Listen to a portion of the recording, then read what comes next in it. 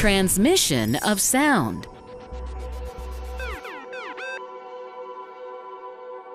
Every sound is produced by a vibration. Vibration is the back and forth movement of an object. As you speak, vibrations are produced by the vocal cords in the throat.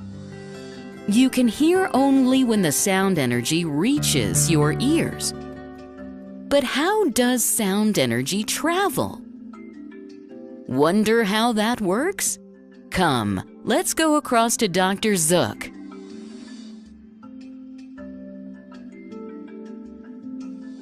Sound energy travels in the form of sound waves. There are mainly two types of waves, transverse wave and longitudinal wave. Let us see how waves travel.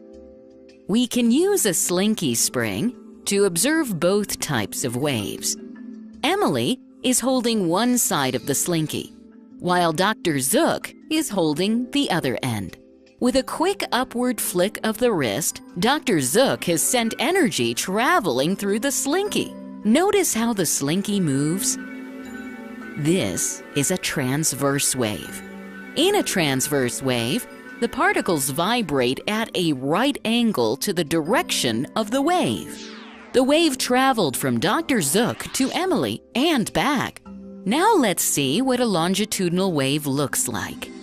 Emily is holding one end of the slinky, while Dr. Zook is pulling its other end towards himself and then pushing it towards Emily. Watch closely and you will notice that some of the coils crowd close together and then slowly move farther apart.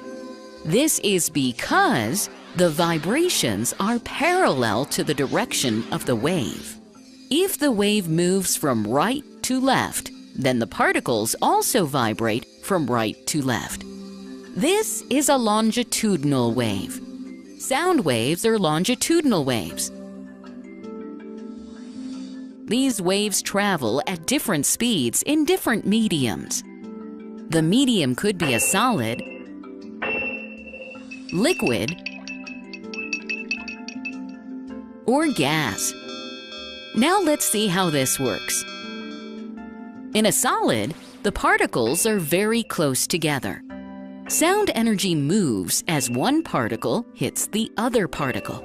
With the particles being so close together, sound travels quickest through a solid. If we look at particles in a liquid, they appear to be slightly further apart when compared to solid.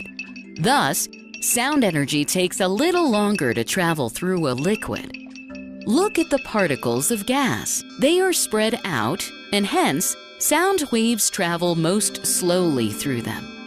Now we know how sound travels in different media. The vibration of particles produces waves. Wavelength is the distance between two consecutive compressions or rarefactions.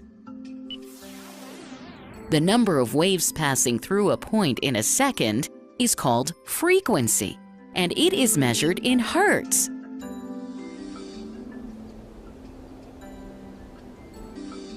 Sound waves travel in all directions. Emily?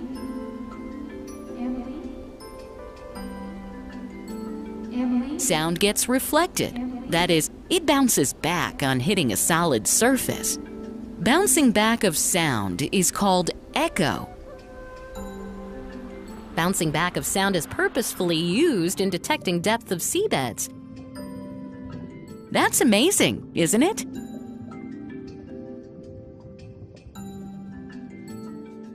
Summary: every sound is produced by a vibration. Vibrations are produced by our vocal cords when we speak. There are two types of waves, transverse wave and longitudinal wave. In a transverse wave, the particles vibrate at a right angle to the direction of the wave. In a longitudinal wave, vibrations are parallel to the direction of the wave. Sound waves are longitudinal waves. Sound travels quickest through a solid. Wavelength is the distance between two consecutive compressions or rarefactions. The number of waves passing through a point in a second is called frequency, and it is measured in hertz.